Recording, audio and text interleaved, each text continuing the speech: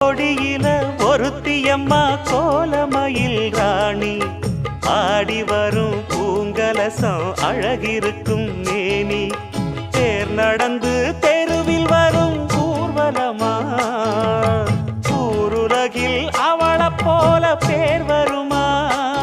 நல்ல பளிங்கு போல சிரிக்கும் மனச பறிக்கும் பவள விரிப்பு விளங்கிடாத இனிப்பு விவரம் புரிஞ்சிடாத துடிப்பு